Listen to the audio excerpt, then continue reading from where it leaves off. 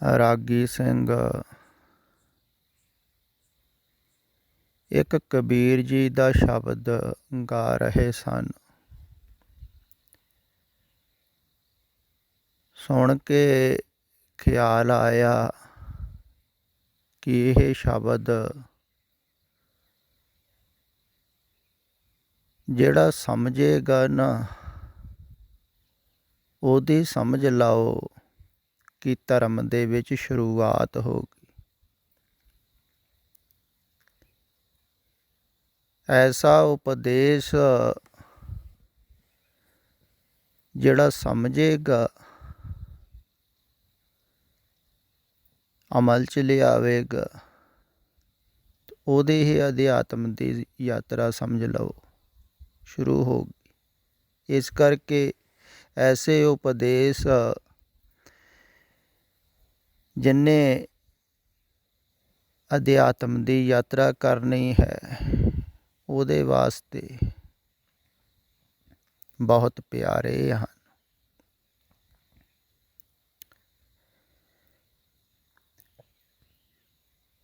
ਹਰ ਅਵਸਥਾ ਵਾਸਤੇ ਉਪਦੇਸ਼ ਹੈ, ਇਹ ਗੱਲ ਖਿਆਲ ਵਿੱਚ ਰੱਖਿਓ।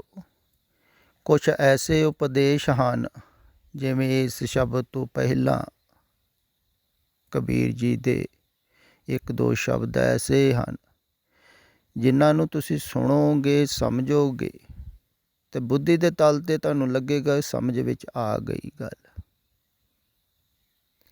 ਖਿਆਲ ਵਿੱਚ ਆ ਗਈ। ਇਵੇਂ ਹੀ ਧਾਰਮਿਕ ਸੋਚ ਲੈਂਦੇ ਹਨ। ਤੇ ਜੇ ਕੋਈ ਉਸ ਬੁੱਧੀ ਦੇ ਤਲ 'ਤੇ ਸਮਝੀ ਹੋਈ ਗੱਲ ਨੂੰ ਪਕੜ ਲਵੇ ਵੀ ਸਮਝ ਵਿੱਚ ਆ ਗਈ, ਤੇ ਉਹ ਅੱਗੇ ਯਾਤਰਾ ਨਹੀਂ ਕਰ ਪਾਉਂਦਾ ਹੈ। ਜ਼ਿਆਦਾਤਰ ਜਿਹੜੇ ਬੁੱਧੀਜੀਵੀ ਹਨ, ਵਿਚਾਰਕ ਹਨ, ਪ੍ਰਚਾਰਕ ਹਨ, ਉਹਨਾਂ ਦੀਆਂ ਗੱਲਾਂ ਸਮਝ ਵਿੱਚ ਆ ਜਾਂਦੀਆਂ ਹਨ ਤਾਂ ਉਹ ਸਮਝ ਦੇ ਤਲ 'ਤੇ ਹੀ ਸੋਚ ਲੈਂਦੇ ਹਨ ਵੀ ਸਮਝ ਲਈ ਆ, ਅਤੇ ਉਹ ਉਸੇ ਹੀ ਗਿਆਨ ਵਿੱਚ ਡੁੱਬੇ ਰਹਿੰਦੇ। ਆਪ ਡੁੱਬੇ ਚਾਹੋਂ ਵੇਦ ਮੇ, ਗਿਆਨ ਦੇ ਵਿੱਚ। ਵੇਦ ਦਾ ਅਰਥ ਹੁੰਦਾ ਗਿਆਨ, ਵਿਦਵਾਨ ਗਿਆਨ ਦੇ ਵਿੱਚ ਡੁੱਬ ਗਿਆ, ਜਿਵੇਂ ਲੋਕ ਸੰਸਾਰ ਵਿੱਚ ਡੁੱਬੇ ਹੋਏ।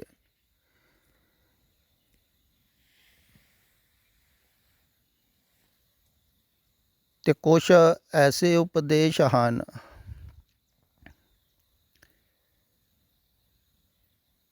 ਜਿਨ੍ਹਾਂ ਦੁਆਰਾ ਯਾਤਰਾ ਸ਼ੁਰੂ ਹੁੰਦੀ ਹੈ।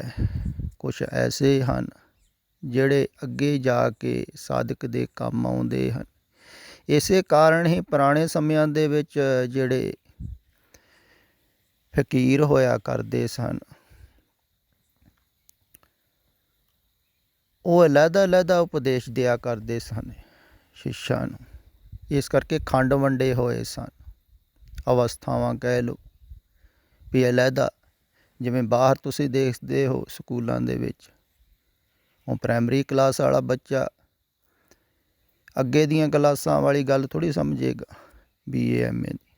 ਇਸ ਕਰਕੇ ਉਸੇ ਹਿਸਾਬ ਦੇ ਨਾਲ ਗੱਲ ਕਰਨੀ ਪਵੇਗੀ, ਜੈਸਾ ਸਰੋਤਾ ਹੈ, ਬੱਚਾ ਹੈ, ਬੱਚੇ ਦੇ ਢੰਗ ਦੇ ਨਾਲ ਸਮਝਾਉਣਾ ਪੈਂਦਾ ਅਤੇ ਬੱਚਾ ਜੋ ਸਮਝ ਸਕਦਾ ਹੈ। ਇਵੇਂ ਹੀ ਧਾਰਮਿਕ ਜਗਤ ਦੇ ਵਿੱਚ ਹੈ। ਕੁਛ ਧਾਰਮਿਕ ਐਸੇ ਹਨ ਜਿਨ੍ਹਾਂ ਨੇ ਅਜੇ ਪੁਰਾਣਾ ਧਰਮ ਛੱਡਿਆ ਨਹੀਂ ਹੈ, ਉਹਨਾਂ ਦੀ ਅਜੇ ਯਾਤਰਾ ਅੱਗੇ ਅਧਿਆਤਮ ਵੱਲ ਨੂੰ ਸ਼ੁਰੂ ਨਹੀਂ ਹੋਈ ਹੈ, ਤਾਂ ਉਹਨਾਂ ਨੂੰ ਵੈਸੇ ਸਮਝਾਉਣਾ ਪਵੇਗਾ। ਅਤੇ ਜਿਨ੍ਹਾਂ ਦੀ ਸ਼ੁਰੂ ਹੋ ਰਹੀ ਹੈ ਉਹਨਾਂ ਨੂੰ ਐਵੇਂ ਸਮਝਾਉਣਾ ਪਵੇਗਾ ਜਿਵੇਂ ਕਬੀਰ ਜੀ ਨੇ ਸਮਝਾਇਆ ਹੈ ਵੀ ਸ਼ੁਰੂਆਤ ਇੱਥੋਂ ਹੋਵੇ। ਇੱਦਾਂ ਅਲੱਗਾ ਤਲ ਹੈ, ਅਲੱਗਾ ਗੱਲ ਸਮਝ ਵਿੱਚ ਆਉਂਦੀ ਹੈ। ਤੁਸੀਂ ਹੁਣ ਸੁਣਨ ਵਾਲੇ ਸਾਰੇ ਹੀ ਅਲੱਗਾ ਤਲ ਦੇ ਹੋ। ਇਸ ਕਰਕੇ ਮੈਨੂੰ ਭਿੰਨ ਗੱਲ ਕਰਨੀ ਪੈਂਦੀ ਹੈ। ਕਿਸੇ ਦੇ ਕੋਈ ਸਮਝ ਵਿੱਚ ਆਉਂਦੀ ਹੈ, ਕਿਸੇ ਦੇ ਕੋਈ ਆਉਂਦੀ ਹੈ। ਚਲੋ ਕੁਛ ਵੀ ਸਮਝੋ, ਸਮਝ ਕੇ ਅੱਗੇ ਚੱਲੋ, ਪਿੱਛੇ ਨਾ ਮੁੜਿਓ। ਹੁਣ ਖਿਆਲ ਵਿੱਚ ਲਓ ਜੋ ਇਹ ਕਬੀਰ ਜੀ ਕਹਿ ਰਹੇ ਹਨ। ਇਹਦੇ ਨਾਲ ਹੋਰ ਵੀ ਗੱਲ ਜੋ ਮੈਂ ਕਹਿਣਾ ਸਪਸ਼ਟ ਹੋਵੇਗੀ।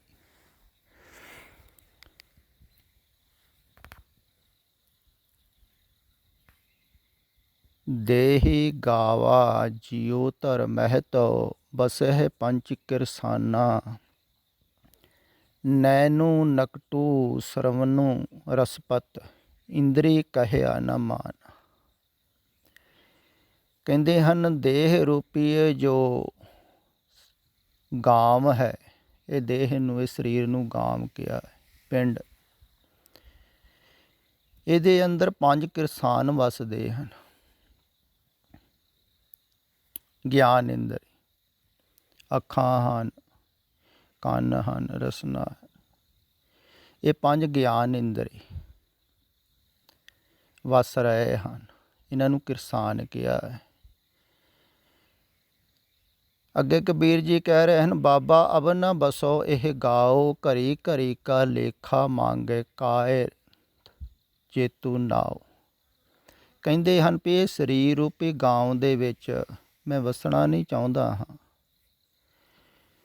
ਕਿਉਂਕਿ ਇਹ ਜਿਹੜੇ ਕਿਰਸਾਨ ਹਨ ਇਹ ਲੇਖਾ ਜੋਖਾ ਵਧਾ ਰਹੇ ਹਨ। ਜਿਹੜੀ ਇਹ ਖੇਤੀ ਕਰਦੇ ਹਨ ਨਾ, ਉਹਦੇ ਨਾਲ ਲਾਭ ਨਹੀਂ ਹੋ ਰਿਹਾ, ਨੁਕਸਾਨ ਹੋ ਰਿਹਾ। ਇਹ ਜ਼ਹਿਰ ਦੀ ਖੇਤੀ ਕਰੀ ਜਾ ਰਹੇ ਹਨ, ਜ਼ਹਿਰ ਬੀਜ ਰਹੇ ਹਨ। ਜਿਵੇਂ ਕਿਹਾ ਵੀ ਹੈ ਨਾ, ਲੋੜੇ ਦਾਖ ਬਜੂਰੀਆਂ ਕਿੱਕਰ ਬੀਜੈ ਜੱਟ। ਕੰਡੇ ਬੀਜ ਰਹੇ ਹਨ, ਜ਼ਹਿਰ ਬੀਜ ਰਹੇ ਹਨ, ਅਤੇ ਲੇਖਾ ਜੋਖਾ ਵਧਾ ਰਹੇ ਹਨ। ਆਮਦਨ ਨਹੀਂ ਹੋ ਰਹੀ ਹੈ, ਨੁਕਸਾਨ ਹੋ ਰਿਹਾ ਹੈ।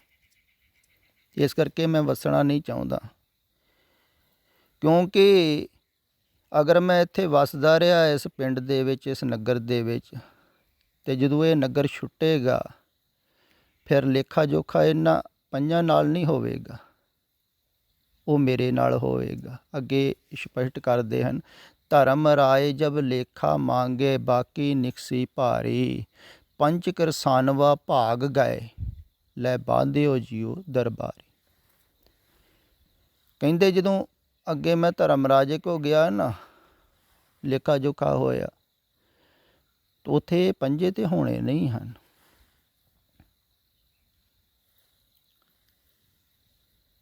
ਕਿਉਂਕਿ ਇਹ ਪੰਜਾਂ ਦਾ ਸੰਬੰਧ ਤੇ ਸਰੀਰ ਨਾਲ ਹੈ, ਅਤੇ ਇੱਥੇ ਸੰਸਾਰ 'ਚ ਹੀ ਛੁੱਟ ਜਾਣੇ ਹਨ। ਤਾਂ ਮੈਨੂੰ ਉਹਨਾਂ ਨੇ ਫੜ ਕੇ ਬੰਨ੍ਹ ਲੈਣਾ ਹੈ, ਕਿਉਂਕਿ ਲੇਖਾ ਜੋਖਾ ਮੇਰੇ ਨਾਲ ਹੋਣਾ। ਹੁਣ ਤੁਸੀਂ ਥੋੜ੍ਹਾ ਜਿਹਾ ਖਿਆਲ ਕਰੋ ਵੀ ਇਹ ਲੇਖਾ ਜੋਖਾ ਕਿਵੇਂ ਵੱਧ ਰਿਹਾ ਹੈ।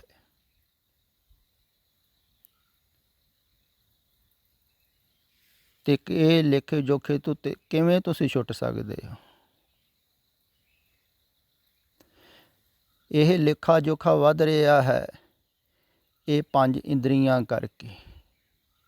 ਗਿਆਨ ਇੰਦਰੀਆਂ ਦੇਹ ਰੂਪੀ ਪਿੰਡ ਦੇ ਵਿੱਚ ਕਬੀਰ ਜੀ ਕਹਿੰਦੇ ਹਨ ਗਿਆਨ ਇੰਦਰੀਆਂ ਹਨ।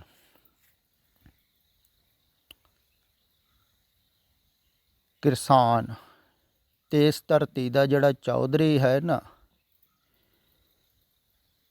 ਉਹ ਹੈ ਮਨ।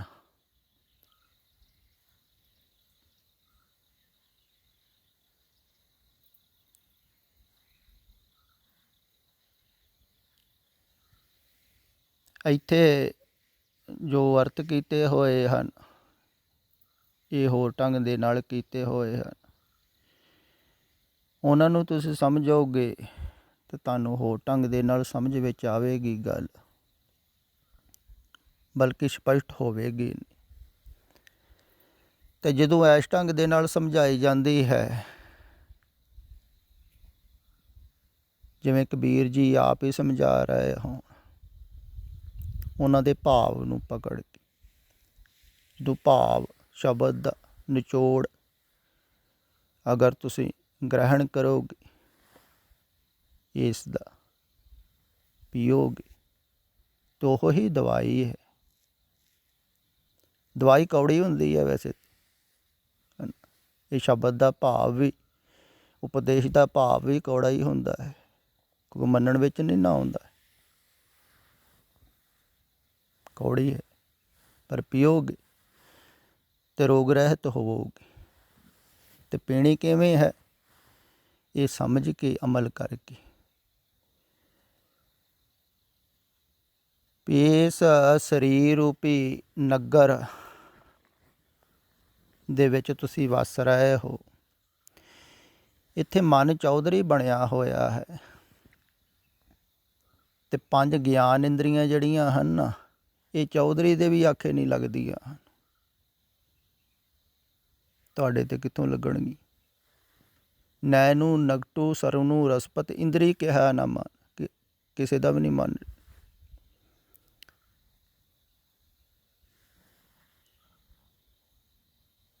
ਤੇ ਇਹ ਇੰਦਰੀਆਂ ਜਿਹੜੀਆਂ ਹਨ,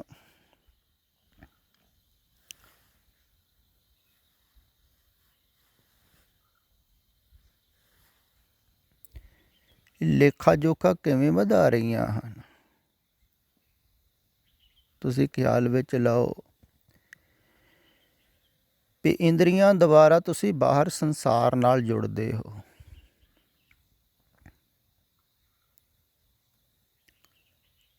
ਅੱਖਾਂ ਦੇਖਦੀਆਂ ਹਨ ਸੰਸਾਰ ਨੂੰ, ਤੇ ਦੇਖਣ ਦੁਆਰਾ ਤੁਸੀਂ ਜੁੜਦੇ ਹੋ। ਕੰਨ ਸੁਣਦੇ ਹਨ ਸੰਸਾਰ ਨੂੰ, ਸੁਣਨ ਦੁਆਰਾ ਤੁਸੀਂ ਜੁੜਦੇ ਹੋ। ਜੀਭਾ ਬੋਲਦੀ ਹੈ, ਬੋਲਣ ਦੁਆਰਾ ਤੁਸੀਂ ਜੁੜ ਰਹੇ ਹੋ। ਨੱਕ ਸੁੰਘਦਾ ਹੈ, ਸੁੰਘਣ ਦੁਆਰਾ ਤੁਸੀਂ ਜੁੜ ਰਹੇ ਹੋ। ਚਮੜੀ ਸਪਰਸ਼ ਕਰਦੀ ਹੈ, ਸਪਰਸ਼ ਦੁਆਰਾ ਤੁਸੀਂ ਬਾਹਰ ਜੁੜਦੇ ਹੋ। ਤੇ ਐਸਾ ਨਹੀਂ ਹੈ ਵੀ ਜੋੜ ਬਿਲਕੁਲ ਹੀ ਤੁਸੀਂ ਹਟਾ ਦਿਓ। ਇਹ ਸਾਰਾ ਜਿਨ੍ਹਾਂ ਇੰਦਰੀਆਂ ਦੁਆਰਾ ਤੁਸੀਂ ਜੁੜ ਰਹੇ ਹੋ ਤੇ ਤੁਸੀਂ ਮਿਟ ਜਾਓਗੇ।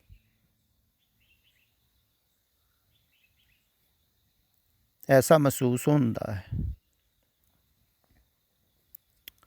ਇਸ ਕਰਕੇ ਆਦਮੀ ਜੋੜ ਬਾਹਰੋਂ ਹਟਾਉਣਾ ਨਹੀਂ ਚਾਹੁੰਦਾ ਹੈ। ਤੇ ਜੋੜ ਜਿੰਨਾ ਜ਼ਿਆਦਾ ਹੁੰਦਾ ਜਾਂਦਾ ਹੈ ਬਾਹਰ, ਓਨਾ ਹੀ ਲੇਖਾ ਜੋਖਾ ਵੱਧਦਾ ਹੈ। ਇੰਦਰੀਆਂ ਝੂਠ ਨਾਲ ਜੋੜ ਰਹੀਆਂ ਹਨ ਬਾਹਰ। ਜਗ ਰਚਨਾ ਸਭ ਝੂਠ ਹੈ, ਦ੍ਰਿਸ਼ਟਮਾਨ ਹੈ ਸਗਲ ਮਥੇਨ। ਵਾਰ ਵਾਰ ਕਿਹਾ ਹੈ ਨਾ ਵੀ ਬਾਹਰ ਜੋੜ ਰਹੀਆਂ ਹਨ। ਇਹੋ ਹੀ ਜ਼ਹਿਰ ਹੈ।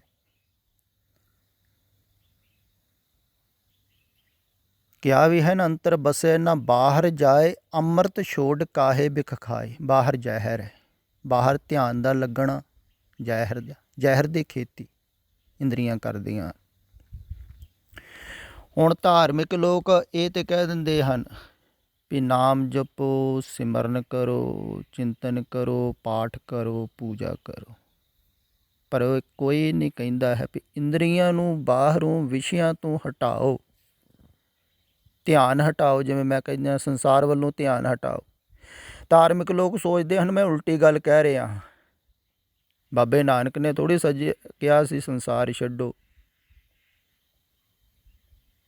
ਨਹੀਂ ਛੱਡਣ ਵਾਸਤੇ ਤਾਂ ਮੈਂ ਵੀ ਨਹੀਂ ਕਹਿੰਦਾ, ਪਰ ਧਿਆਨ ਹਟਾਉਣ ਵਾਸਤੇ ਉਹ ਵੀ ਕਹਿ ਰਹੇ ਸਨ, ਮੈਂ ਵੀ ਕਹਿ ਰਿਹਾ। ਤੇ ਹਰ ਸਤਿਪੁਰਸ਼ ਕਹਿੰਦਾ ਹੈ, ਕਬੀਰ ਜੀ ਵੀ ਉਹ ਗੱਲ ਕਹਿ ਰਹੇ ਹਨ। ਜਿੰਨੇ ਵੀ ਜਾਣਿਆ ਹੈ ਉਹਨੇ ਹੀ ਇਹੋ ਗੱਲ ਕਹੀ ਹੈ। ਕਿਉਂਕਿ ਧਿਆਨ ਤੁਹਾਡਾ ਬਾਹਰ ਇੰਦਰੀਆਂ ਦੁਆਰਾ ਲੱਗਾ ਹੋਇਆ ਹੈ। ਇੰਦਰੀ ਕੋਈ ਵੀ ਤ੍ਰਿਪਤ ਨਹੀਂ ਹੈ। ਦੇਖੋ ਧਾਰਮਿਕ ਲੋਕਾਂ ਦੀਆਂ ਵੀ ਇੰਦਰੀਆਂ ਤ੍ਰਿਪਤ ਥੋੜ੍ਹੀ ਹਨ। ਉੱਦਾਂ ਹੀ ਧਾਰਮਿਕ ਲੋਕ ਵੀ ਬਾਹਰ ਪ੍ਰਭਾਵਿਤ ਹੁੰਦੇ ਹਨ ਦੇਖ ਦੇਖ ਕੇ। ਇਸ ਕਰਕੇ ਧਾਰਮਿਕ ਲੋਕ ਵੀ ਬੜਾ ਦਿਖਾਵਾ ਕਰਦੇ ਹਨ। ਧਾਰਮਿਕ ਲੋਕਾਂ ਨੂੰ ਤਾਂ ਦਿਖਾਵਾ ਕਰਨਾ ਨਹੀਂ ਚਾਹੀਦਾ ਬਾਹਰ, ਕਿਉਂਕਿ ਬਾਹਰੋਂ ਦਿਖਾਉਣਾ ਕਿਉਂ? ਬਾਹਰ ਦੀ ਤਾਂ ਵਾਸ਼ਨਾ ਛੱਡਣੀ। ਤੋ ਬਹੁਤ ਬਾਹਰੋਂ ਦਿਖਾਵਾ ਕਰਦੇ ਹਨ ਧਰਮ ਦਾ, ਪਹਿਰਾਵੇ ਦਾ। ਬਾਹਰੋਂ ਦਿਖਾਉਂਦੇ ਹਨ ਧਰਮ ਨੂੰ। ਅੱਖਾਂ ਦਾ ਵਿਸ਼ਾ ਬਣ ਗਿਆ ਨਾ ਧਰਮ ਵੀ। ਤੇ ਬਾਹਰੋਂ ਸੰਗੀਤ ਦੁਆਰਾ ਜੋੜ ਰਹੇ ਹਨ। ਸੰਗੀਤ ਕਈਆਂ ਨੂੰ ਮਧੁਰ ਲੱਗਦਾ ਹੈ, ਉਹ ਕੰਨਾਂ ਦਾ ਵਿਸ਼ਾ ਬਣ ਗਿਆ। ਉਹ ਸੰਗੀਤ ਹੀ ਸੁਣਦੇ ਰਹਿੰਦੇ ਹਨ। ਟੂਣਾ ਲਾ ਲਾ ਕੇ ਗਾਇਆ, ਭਾਵੇਂ ਸਤਿਪੁਰਖਾਂ ਦੇ ਉਪਦੇਸ਼ ਹੀ ਗਾਏ ਹਨ, ਪਰ ਉਹ ਗਾਏ ਇਸ ਢੰਗ ਦੇ ਨਾਲ ਜਿਵੇਂ ਗੀਤ ਸੁਣ ਰਿਹਾ ਹੁੰਦਾ ਕੋਈ, ਇੱਦਾਂ ਲੋਕ ਕੀਰਤਨ ਸੁਣਦੇ ਆ, ਸੰਗੀਤ ਦੇ ਵਿੱਚ ਰਸ ਆ ਗਏ। ਇੱਦਾਂ ਹੀ ਧਾਰਮਿਕ ਲੋਕ ਜੀਭ ਦੇ ਰਸ ਦੇ ਨਾਲ ਬਹੁਤ ਜ਼ਿਆਦਾ ਜੁੜੇ ਹੋਏ ਹਨ। ਦੇਖੋ, ਲੰਗਰ ਸੀ ਪੁਰਾਣੇ ਸਮਿਆਂ ਦੇ ਵਿੱਚ ਸਿਰਫ ਭੁੱਖ ਮਿਟਾਉਣ ਵਾਸਤੇ ਜਾਰੀ ਕੀਤਾ। ਬਾਬੇ ਨਾਨਕ ਨੇ ਭੁੱਖੇ ਸਾਧਾਂ ਨੂੰ ਖਵਾਇਆ ਸੀ ਨਾ ਲੰਗਰ। ਪਰ ਇੱਥੇ ਸਵਾਦਿਸ਼ਟ ਭੋਜਨ, ਸਵਾਦਿਸ਼ਟ ਵਿਅੰਜਨ ਦਾ ਜ਼ਿਕਰ ਹੁੰਦਾ ਹੈ। ਤਰ੍ਹਾਂ ਤਰ੍ਹਾਂ ਦੇ ਪਕਵਾਨ ਧਾਰਮਿਕ ਲੋਕ ਪਕਾਉਂਦੇ ਹਨ, ਖਾਂਦੇ ਹਨ, ਖਵਾਉਂਦੇ ਹਨ, ਅਤੇ ਬਹੁਤਾ ਹੀ ਲੰਗਰਾਂ ਦਾ ਜ਼ਿਕਰ ਕਰਦੇ। ਖਾਣ ਦਾ ਹੀ ਜ਼ਿਕਰ ਹੋ ਰਿਹਾ ਹੈ, ਜੀਭ ਦੇ ਸਵਾਦਾਂ ਦਾ। ਜੀਭ ਦਾ ਸਵਾਦ ਨਹੀਂ ਛੁੱਟਿਆ ਹੈ, ਇੰਦਰੀਆਂ ਦੇ ਸਵਾਦ ਨਹੀਂ ਛੁੱਟੇ ਹਨ। ਅਤੇ ਰਵਿਦਾਸ ਜੀ ਵੀ ਇੱਕ ਜਗ੍ਹਾ ਕਹਿੰਦੇ ਹਨ ਨਾ, ਮ੍ਰਿਗ ਮੀਨ ਭ੍ਰਿੰਗ ਕੁੰਚਰ ਪਤੰਗ, ਏਕ ਦੋਖ ਵਿਨਾਸ਼ ਪੰਚ ਦੋਖ ਜਹ ਸਾਧ ਮੈਂ ਜਾਮੇ ਤਾਕੀ ਕੇ ਤਿਕਾਸ।